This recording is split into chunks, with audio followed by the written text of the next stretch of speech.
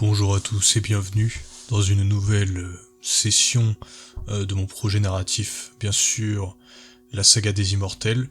Aujourd'hui, je vous propose non pas un épisode, mais deux en un. Comme la dernière fois, je vous ai préparé deux custodiens, parce que j'ai pris un peu de retard dans la vidéo, donc en fait j'ai eu le temps d'en faire deux.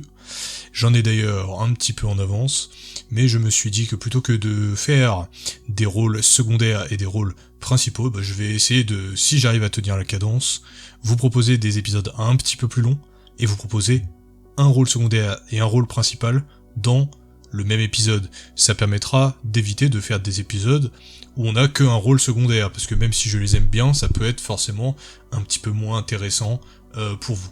Donc, n'hésitez pas à me dire ce que vous en pensez en commentaire, si jamais vous avez un avis sur ce format. Sinon, je ferai un petit peu comme je peux, et on verra bien. En tout cas, aujourd'hui, le premier personnage que je vais vous présenter, c'est donc le rôle secondaire. Ensuite, je vous ferai le rôle principal. Et le rôle secondaire, je vous en avais parlé un petit peu il y a quelques semaines, quand je vous ai parlé de différents personnages, et surtout de notre ami Etemir, le joueur de Sitar. C'est son ami Argo. Argo, qui est surnommé le voyageur, et lui qui a les yeux ouverts. C'est un custodien de l'Ikanatois, c'est-à-dire qu'il fait partie de la caste de base des custodiens, il est armé d'une lance, et il fait partie de mon escouade vraiment basique de troupes. C'est bien sûr conjointement à Etemir qu'il verra la table, puisque de toute façon, comme je vous l'ai dit, ils seront en escouade ensemble. Et c'est pas pour rien, puisque ces deux rôles secondaires, ils sont faits pour aller ensemble, parce que ce sont les meilleurs amis. Et vous allez comprendre pourquoi, quand je vais vous en lire la description. En fait, Argo, vous allez voir, c'est aussi un artiste, d'accord. Etemir était un artiste musicien, Argo, lui, il est un artiste d'un autre genre, donc voilà, je vais vous lire le lore que j'ai écrit pour lui, et ensuite on fera un petit compte-rendu. Alors, voici le lore. Parfois, même dans une galaxie de ténèbres, il peut exister la paix, éphémère, fragile.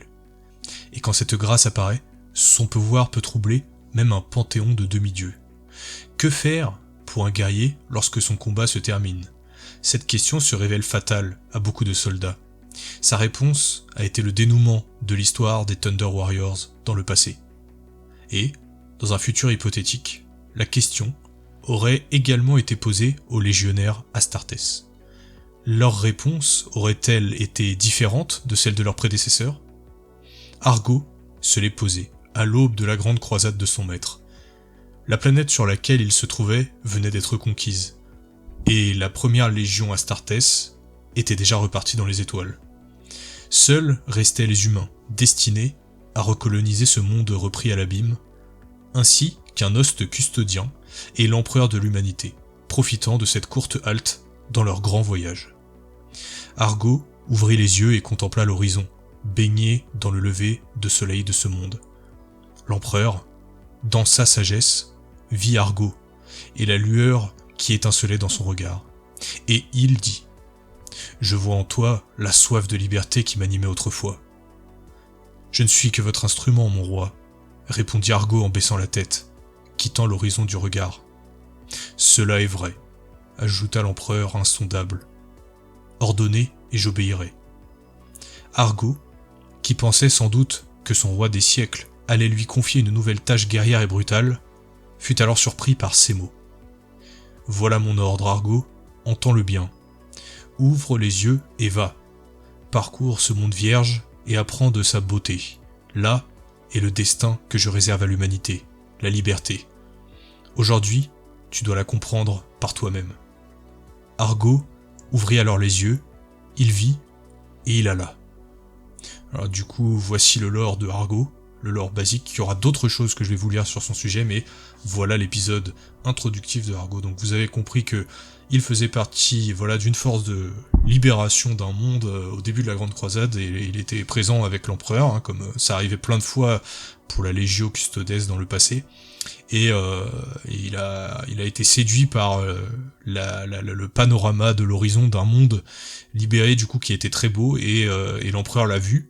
Et en fait, l'empereur, comme parfois, vous le savez, jamais il ne se serait confié comme ça à un Space Marine, mais chez ses custodiens, il arrivait parfois que l'empereur puisse avoir une conversation personnelle avec eux, puisqu'ils étaient ses confidents, ses amis, malgré le fait qu'ils soient ses créations, c'était aussi ses amis. Et du coup là, on a un dialogue où l'empereur prend la parole et où l'empereur lui dit, voilà, ouvre les yeux et va, et goûte cette liberté et cette beauté pour toi-même. Et du coup, voilà, je suis plutôt content de la dernière phrase que j'ai trouvée, c'est « Argo ouvrit alors les yeux, il vit et il alla ». Et j'aime bien ça parce que j'ai utilisé du coup le passé simple pour voir et aller, alors qu'on aurait tendance plutôt, vu que c'est un temps indéfini, dans la longueur, à utiliser l'imparfait, moi j'ai utilisé le passé simple parce qu'il y a vraiment le côté solennel de la décision qui est prise là, et du coup on peut penser que Argo, même si ce n'est pas écrit, il est allé explorer ce monde à pied, et il en est tombé amoureux, il est revenu avec sa beauté en tête, et sa beauté, et la beauté du monde et des mondes qu'il a vu, de l'existence qu'il a vu, Argo il l'a retranscrit non pas en musique comme Étémir, mais il l'a retranscrit en peinture. Et c'est l'objet d'un second morceau de l'or de Argo. Il s'agit cette fois d'un petit épisode pris sur le vif où il y a une jeune femme qui s'appelle Shoana, qui est une des servantes de bord du vaisseau amiral de la sodalité des immortels, qui toque à la porte de sa cabine, en fait, des appartements de Argo, et c'est un dialogue qui se tient lieu à ce moment-là, en fait. Donc je vais vous le lire. Ça commence avec Shoana, qui du coup toque à la porte et dit « Pardonnez mon irruption, être d'or. »« Ce n'est rien, » répondit Argo à Shoana, qui était une des servantes de sa sodalité, à bord du Spear of Destiny. Elle s'approcha à pas silencieux, en observant la haute stature du custodien. Il était, comme souvent, occupé, seul dans ses quartiers, face à une toile tendue, une palette de pigments colorés à la main, tenant un pinceau dans l'autre. « Vous savez bien que vous pouvez vous asseoir. » Oui, elle le savait. Shoana l'avait déjà fait de nombreuses fois. Alors, elle s'avança humblement, yeux clos et tête baissée. Puis, elle s'assit sur un petit tabouret disposé dans un coin de la pièce et ouvrit les yeux. « J'ai pensé à un nouveau paysage. » Et voilà, c'est fini. Donc là, nous avons l'idée que Argo, c'est quelqu'un qui, même s'il est social, il reste souvent dans son coin pour composer son art, en fait. C'est un peu comme Étémir. Étémir, lui, c'est quelqu'un qui improvise. C'est un musicien qui aime faire des jams un petit peu, qui va se mettre dans le salon commun du Spear of Destiny, qui est le vaisseau amiral, et qui va jouer pour ses amis. Argo, lui, c'est quelqu'un de plus secret. C'est quelqu'un qui va faire dans sa cabine, solitaire ou pas, puisque apparemment il se serait lié d'amitié avec une servante de bord qui s'appelle Shoana, qui est une humaine normale, et du coup qui va le voir quand il peint, quand elle a le temps, et quand lui il a le temps, des fois elle vient et puis elle le regarde peindre. Et lui il a pensé à un nouveau paysage qu'il va du coup mettre sur la toile avec ses pigments, parce que tout simplement Argo est amoureux de la nature et de la peinture, tout simplement. Donc voilà, vous voyez, c'est un personnage qui est simple et cool. Il n'a pas vocation à changer le lore tout entier de la Force, mais c'est un mec cool. Et du coup, pour rappel, voilà, Étémir, qui est le musicien, il a les saphirs de son armure qui ont été choisis par Argo, puisque Argo, comme je vous l'ai dit, c'est lui qui a choisi les saphirs pour enchasser les pierres précieuses dans l'armure d'Étémir. Et pourquoi ? Parce que lui c'est un maître des couleurs, tout simplement. C'est quelqu'un qui a vu un peu quel était l'esprit d'Étémir, il lui a dit « Toi, ce qu'il te faut, c'est des saphirs, tout simplement. » Et oui, parce que les custodiens, ils ont quand même du gros loot, et voilà, dans toutes leurs armures, il y a des pierres précieuses, donc faut le savoir. Ensuite, bien sûr, son titre, lui qui a les yeux ouverts, on l'a appelé comme ça depuis que l'empereur lui a dit d'ouvrir les yeux, bien sûr. Et ouvrir les yeux, c'est pas juste ouvrir les yeux, ça veut dire que Argo, c'est quelqu'un qui a les yeux qui sont capables de voir la vérité de ce monde, et qui est pas juste dans l'observation, il est aussi dans l'analyse. C'est plutôt intéressant. Et son titre, le voyageur, que j'aime bien, bien sûr qui va avec Argo, les argonautes, tout ça, c'est son titre officiel, le voyageur, parce que c'est quelqu'un, quand il s'arrête sur un monde et qu'il a un peu le temps, il voyage tout le temps, et à pied de préférence, il arpente la nature, il s'abreuve un petit peu de cette inspiration. Et Argo, du coup, c'est quelqu'un que j'ai voulu représenter dans cette nature un peu réservée qu'il a, dans une pose debout. J'ai choisi une pose au repos, pour Argo, et bien sûr, c'est quelqu'un qui porte la Vexilia du Magisterium. Donc ça veut dire quoi? C'est-à-dire que c'est un buffer. C'est quelqu'un qui, dans les squads de Mexicanatois, eh bien il va porter la bannière et leur donner des bonus à tous les custodiens qui l'entourent. Et ça c'est vachement important parce que cette bannière, déjà elle est très jolie, et puis en plus, c'est visuel, donc ça colle un petit peu avec son thème qui est la représentation visuelle. Pour sa cape et son plumage, j'ai fait du rouge très basique parce que c'est un rôle secondaire, je ne voulais pas qu'il se démarque trop. Je lui ai juste donné la pose au repos, la Vexilia et bien sûr une Miséricordia qu'il tient au repos à sa ceinture. Pas de lance dégainée, pas de Miséricordia dégainée, c'est vraiment quelqu'un qui est au repos et qui regarde, qui observe. Ça se voit qu'il observe le champ de bataille, là, ou ce qu'il en reste. Donc, la Vexilia du Magisterium, elle a une petite description, je vais vous la lire. Argo porte avec lui la Magisterium Vexilia de la troupe des Immortels confiée par l'empereur en personne. Grand amateur d'art et peintre de renom, Argo a décidé d'en dédier chacune des plumes à un de ses compagnons d'armes en y gravant le nom. À la base, le plan c'était de faire que chaque plume de la Vexilia soit peinte d'une couleur différente, et que chaque couleur corresponde à la couleur primaire d'un custodien de la force. Par exemple, il y aurait une plume noire pour Atraxerion, une plume rouge pour notre ami Zagreon, etc. Vous comprenez. Mais ceci dit, j'ai abandonné l'idée parce que déjà trop compliqué, et en fait ça m'aurait empêché de finir la Vexilia pour cette vidéo parce que je n'ai pas fini les autres custodiens. Donc je me suis dit non, juste une petite Vexilia basique, et surtout il va juste graver les noms. Voilà, comme ça ils leur rendent hommage et ça reste leur porte-bannière. Ensuite, j'ai un haut fait, encore à lire, et je finirai sa description là-dessus. Après, je vais passer au deuxième personnage. Donc le haut fait de Argo, c'est celui-ci. Argo fut, en compagnie d'Étémir et de Zagreon, envoyé par la sodalité des Immortels en renfort d'un assaut contre le faux roi de Tragex, un monde refusant de se soumettre à l'empereur. Atraxerion, ne pouvant déléguer plus de bras à leur aide, les trois custodiens contournèrent les défenses du palais, sous le couvert de la nuit, et dans une série d'exécutions ciblées et silencieuses contre les patrouilles sur leur chemin. Lorsque l'aube se leva, le faux roi abdiqua suite à la visite nocturne de 3 êtres d'or. Donc voilà, petit au fait, apparemment ils auraient destitué un roi en faisant tellement d'assassinats la nuit dans son palais, puisqu'il faut savoir que les custodiens peuvent être très silencieux quand ils veulent, et ils sont très rapides, et bien en fait le faux roi a abdiqué le lendemain, il a jeté sa couronne et il a dit ok empereur, vous gagnez, vous remportez cette planète, j'arrête de me battre, parce qu'il savait que la nuit prochaine, s'il n'avait pas abdiqué, eh bien ce serait son tour. Le message a été reçu. Et un beau message de Étémir, Argo et Zagreon qui sont en fait les trois amis un petit peu de ma troupe d'Icanatois. Il y en aura 3 autres dans le futur, dont un que j'ai déjà prévu mais qui n'est pas encore peint, et en tout cas ces 3 là c'est les 3 premiers que j'ai fait, donc c'est un peu les best bros on va dire. Ensuite, je vais vous montrer mon personnage suivant. Le personnage suivant, c'est quelqu'un que j'aime beaucoup. En fait, c'est quelqu'un que je voulais faire assez simple dans ma troupe des Taïrons, donc c'est-à-dire les squads d'élite, dans lesquels il y a tous mes personnages principaux. Et ce personnage, en fait, je n'en pensais rien. Je voulais le faire simple, et en fait, il a grandi en moi. C'est-à-dire vraiment, genre, je l'apprécie de plus en plus. Plus je le regarde, et plus je le lis, et plus j'écris sur lui, plus je le kiffe. C'est donc Zal. Donc Zal, ça dépend de comment vous le prononcez.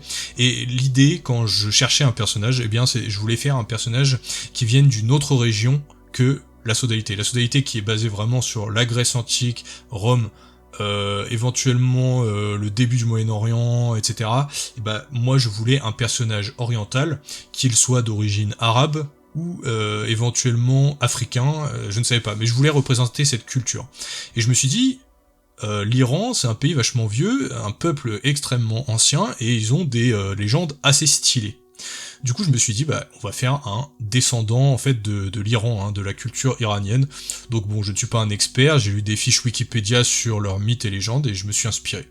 Donc Zahal, c'est à la base, en fait, le nom d'un héros mythologique iranien qui a existé, enfin, qui n'a pas forcément existé, mais le mythe existe. Et c'est un grand guerrier qui a affronté des démons dans la mythologie iranienne, voilà.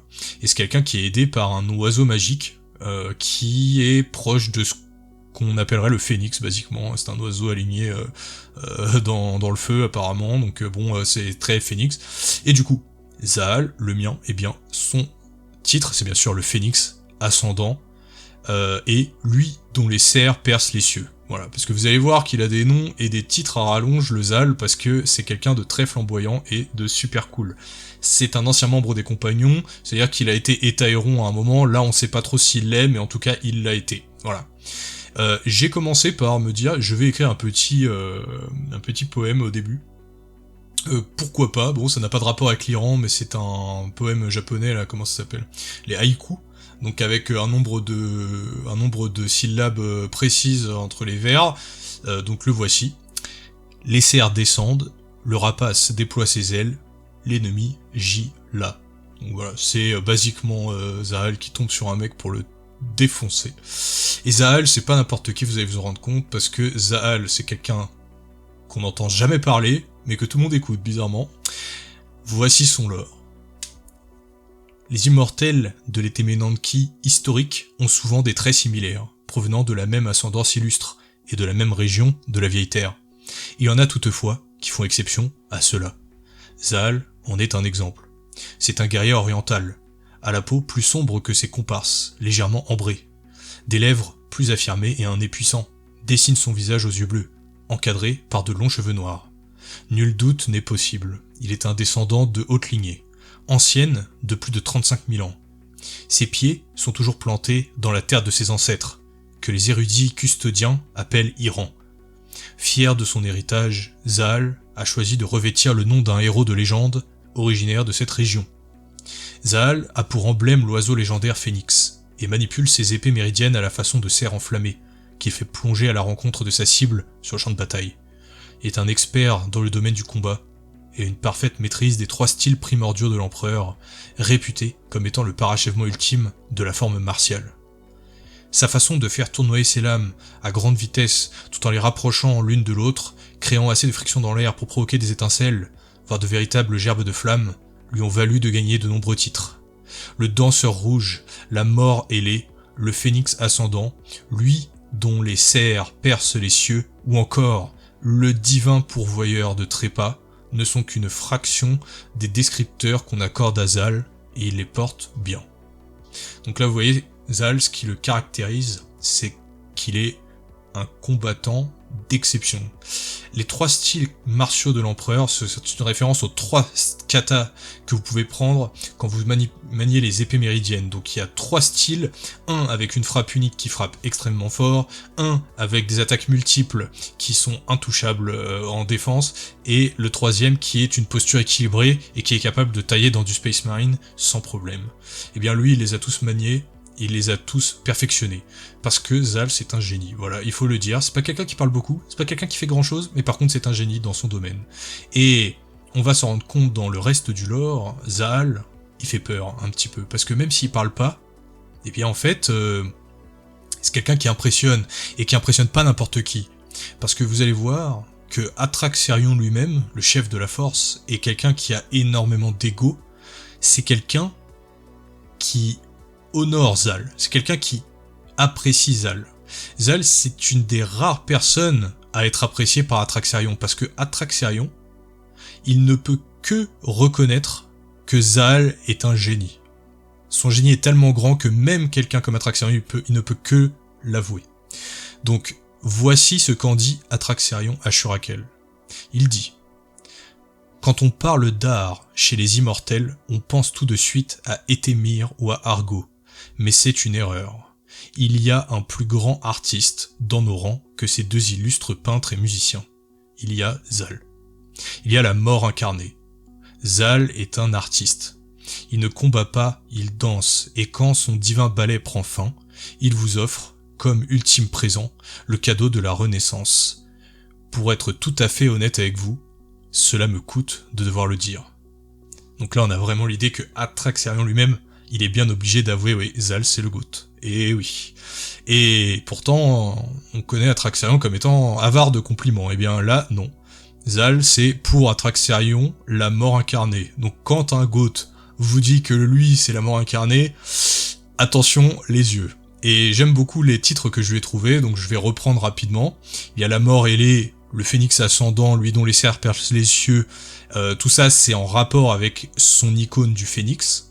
Et bien sûr, un titre que j'ai bien aimé, c'est le danseur rouge, parce que le rouge bien sûr des flammes, mais le danseur, en fait je me suis dit ouais il danse quoi, quand il combat il va danser, ça me rappelle un peu les derviches tourneurs des orientaux, alors ça vient pas d'Iran les derviches tourneurs, je crois que c'est turc si je dis pas de bêtises, mais globalement c'était voilà des militaires qui tournaient sur eux-mêmes pour faire des danses traditionnelles etc, et bah là moi je l'imagine tourner un petit peu comme ça, en faisant des danses et tout ça, donc c'est vachement cool. Et bien sûr son dernier titre c'est le divin pourvoyeur de trépas, vous imaginez le mec, le divin pourvoyeur de trépas. J'aime beaucoup les titres que je lui ai trouvés actuellement, je trouve ça cool. Donc je me suis fait plaisir, je me suis dit c'est un mec oriental qui va justement être exubérant, pas en parole, mais dans les titres qu'on lui donne en fait, et ça me rappelle l'acteur, un très grand acteur, et le très grand acteur du coup Christopher Walken qui joue l'empereur dans Dune, eh bien il dit quand j'ai abordé le rôle d'empereur, moi j'ai déjà joué des rois, et en fait l'idée c'est, on m'a toujours demandé des conseils sur comment jouer des souverains etc, et moi je réponds toujours la même chose. Il a dit que en fait un souverain est quelqu'un qui est au-dessus des autres, en fait tu ne l'incarnes pas, tu ne le joues pas. En fait, le spectateur ou le lecteur va se rendre compte de sa posture par rapport à la façon dont les autres interagissent avec lui. Donc en fait, si je vous dis que Atraxerion, le mec qui se fait appeler l'astre couronné, eh bien il dit Zal, c'est le divin pourvoyeur de trépas, tout de suite dans votre tête, vu que je vous ai conditionné au fait que Atraxerion était un mec très sérieux, et bah si un mec très sérieux dit ça de lui, ça veut dire que tout de suite dans votre tête vous vous êtes conditionné, vous dites ah non Zal c'est le big deal, c'est hot shit, si vous voyez ce que je veux dire. Donc voilà, Zal, un de mes persos préférés. Je n'ai pas fini, ceci dit, hein. Zal, on va parler un petit peu de son équipement, puisque vous voyez il a un paint job un peu spécial, le petit Zal. Donc le truc, je me suis dit de quelle couleur je le fais, est-ce que je le fais rouge? Je me suis dit non, je vais utiliser le bit de Trajan Valoris, qui est l'espèce d'emblème de blason d'aigle avec 3 grandes plumes, et bien je vais en faire un emblème pour Zal. Et du coup il aura l'emblème, sauf que lui ce sera pas un aigle, bien sûr ce sera un phénix, et il a 3 plumes de phénix avec lui bien sûr, qui représentent sa culture d'origine et son symbole, et ces plumes s'appellent les plumes du grand oiseau incandescent. Elles sont attachées contre le blason personnel de Zal, et auront de quoi attirer n'importe quel œil. Ces 3 plumes semblent émaner d'une chaleur intense et émettre une lumière pareille à celle d'un feu rugissant. La légende dit que Zal est la réincarnation d'un ancien héros mythologique de sa terre, et que le légendaire Phénix lui en a fait un cadeau pour veiller sur son champion. Donc là on a l'idée que les custodiens sont tellement des héros et des figures mythologiques que y a des légendes qui circulent sur eux. Ouais, en fait, Zal, le mec qui est dans la garde custodienne de l'empereur, en fait, c'est la réincarnation d'un ancien champion qui a été béni par un oiseau magique et tout. En fait, ça, c'est des on-dit. Vous voyez, je dis pas si c'est vrai, si c'est faux, etc. Mais en fait, ça, c'est des bruits qui circulent parmi les soldats qui l'ont vu. Et bien, voilà, apparemment, ce serait la réincarnation. Donc, ça, c'est pour le lol on va dire, mais comment le mettre en valeur? Donc là moi j'ai fait ma technique pour faire des flammes, et je me suis dit comment est-ce qu'on met ça en valeur? Eh bien je vais juste en fait lui faire l'ensemble du reste en noir. Donc le plumet noir, les gants noirs, c'est le seul qui a des gants noirs, et le tabard noir. Et en fait ça lui donne un air un petit peu sinistre, hein, mine de rien, et puis surtout en fait ça fait que le seul point qui accroche le regard, eh bien en définitive, c'est ses plumes. Donc ça, c'est vachement cool. Ensuite, pour son casque, j'ai choisi celui-là parce que il est assez peu orné, et surtout la forme de sa visière, on dirait un peu un bec. C'est juste une pointe qui sort du casque. Du coup, je me suis dit ouais, il y a un motif d'oiseau. Donc moi, j'aime bien ça. Je vais garder ça, et je l'ai peint en blanc pour là aussi offrir une sorte de forme sympa et simple qui accroche l'œil et qui permet justement vraiment de se donner l'idée, voilà, c'est un oiseau ce mec là, c'est le phénix en fait, c'est lui. En tout cas, on a ce perso là qui a été finalisé comme ça en termes de peinture. Le seul truc que je sais pas si je vais encore changer, c'est les gemmes et les pierres précieuses. Je les ai fait en jaune, mais bon, elles se voient tellement pas que peut-être je vais les changer, parce que pour le coup ce n'est pas assez visible pour moi, je sais pas, dites-moi ce que vous en pensez en commentaire, ça je peux facilement les refaire. Qu'est-ce que vous pensez des gemmes en mode jaune? Je voulais pas qu'elles attirent trop l'œil, mais peut-être qu'au final c'était une erreur, peut-être qu'il faudrait que je les fasse en rouge, je ne sais pas, dites-moi ce que vous en pensez, j'ai besoin d'aide. C'est quelqu'un qui a des amitiés dans la Force, il a des amitiés étrangement auprès d'Atraxarion, c'est un des rares amis d'Atraxarion, donc voilà, vous savez pourquoi, Atraxarion a du respect pour la mort incarnée. Il a Leto en ami, bien sûr, parce que Leto c'est quelqu'un qui a du respect également pour lui, et juste, que je vous présenterai bientôt, qui est du coup un des personnages principaux de la Force, qui est dans son escouade. Son nom secondaire, je vais finir par ça, je vais vous le dire, c'est, excusez-moi je n'ai pas trop réussi, je probablement pas trop réussi à le prononcer, mais je me suis dit que un de ses noms secondaires ce serait Derwish Alaouia, donc c'est en tout attaché. Derwish Alaouia, en fait, je me suis dit je vais mélanger un peu un nom classique et Alaouia au Moyen-Orient, etc. Et puis je vais mettre Dervish devant, parce que ça me faisait penser, comme je vous l'ai dit, à un derviche tourneur. Donc en fait, Derwish, allons-y. Et du coup, je vais vous faire une dernière lecture pour Zahal, c'est son au fait. Alors, là, je savais pas trop quoi dire, parce que j'avais pas envie qu'il s'illustre au combat, forcément. C'est trop facile. Une fois qu'on a dit que c'était le danseur rouge, la mort ailée, le pourvoyeur de trépas divin, etc., bah en fait, c'est trop facile que j'écrive un texte qui dise, bah en fait, il démonte 250 soldats tout seul, etc., en fait. Donc je me suis dit, je vais écrire autre chose, qui fait encore plus peur, et qui fait encore plus une belle référence à sa toute-puissance, à ce mec-là. Et en fait, il s'agit d'une résolution de conflits pacifique envers deux personnages qui peuvent avoir des conflits très très chauds. C'est bien sûr les deux frères prodiges, Atraxarion et Leto, que vous avez suivi dans ma vidéo précédente, et que c'était des frères opposés. Vous imaginez que les clashs entre ces deux frères peuvent être très violents. Ceci dit, Zahal, il intervient un moment, et je vais vous en faire la lecture. Que dire de Zal, qui n'a pas déjà été dit? Nous pourrions répéter encore et encore ses nombreux exploits martiaux. Mais il y a une histoire plus intéressante et moins connue. Du temps où Leto et Atraxarion étaient en conflit au sujet de l'entrée de ce dernier dans la gare des Taérons, et que les deux divins frères manquèrent d'en venir aux mains. Pour départager la question, Zahal posa chacune des siennes sur leurs épaules respectives. Leto vit sa sagesse et Atraxarion vit sa puissance. Le conflit cessa. N'est-ce pas là une preuve plus grande que n'importe quelle victoire militaire de la valeur de Zal? Et donc là voilà, vous avez en fait les deux frères qui sont les deux plus puissants de la Force, qui pourraient renverser des empires à eux seuls. Ils sont en conflit. Et Zal, lui, il ne dit rien. Il marche auprès d'eux, il pose la main droite sur l'épaule de Leto, il pose la main gauche sur l'épaule d'Atraxarion, il dit rien. Et le conflit cesse. Parce que c'est là la puissance de Zal. Il est tellement respecté, il suffit qu'il pose sa main, et il est à la fois fort et sage. Leto, qui lui est un homme plus sage, il voit la sagesse de Zal dans ce geste. Atraxarion, lui, qui ne respecte que la puissance, il voit la puissance de Zal dans ce geste. Et le conflit, il cesse. Parce que les deux, même malgré qu'ils soient les plus forts, ils voient bien que le GOAT a fait un geste, et ce geste, il veut tout dire, il dit « ça ne vaut pas la peine, arrêtez, sinon je vous fais arrêter ». Basiquement, c'est ça qui se passe. Et quand le divin pourvoyeur de trépas, il vous dit « arrête », et ben vous arrêtez, et le conflit cesse. Donc voilà, c'était Zal, et bien sûr Zal et Argo. Alors vous voyez, Zal beaucoup plus important que Argo, mais ceci dit, j'espère que vous avez apprécié Argo, même si voilà, il est forcément dans l'ombre d'un personnage tel que Zal. Mais voilà, moi je suis très heureux. Zal, je ne m'attendais pas à autant l'aimer, surtout après avoir pondu Leto que j'adore et Atraxarion que j'adore. C'était pour moi un défi. Je me suis dit comment faire un GOAT dans sa manière en fait, et je trouve que bon, je m'en suis pas trop mal sorti. Dites-moi ce que vous en pensez, j'espère que vous aimerez Zal, en tout cas autant que je l'aime, parce que il est quand même vachement stylé, il ne dit pas un mot, mais il règle tous les soucis. En tout cas, pour l'instant, moi je vous laisse au prochain épisode. Il y aura un épisode un petit peu spécial. Je vais vous présenter, non pas un custodien normal, mais le Dreadnought de ma force. Donc voilà, ça peut être intéressant, ce n'est pas un custodien lambda, c'est un Dreadnought.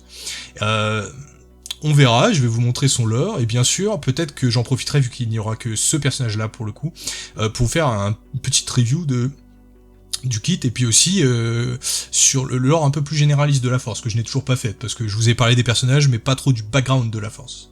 Donc voilà, on se retrouvera à ce moment-là, peut-être la semaine prochaine si j'ai le temps. Je vous dis à tous, portez-vous bien, et prenez soin de vous. Je vous laisse, ciao.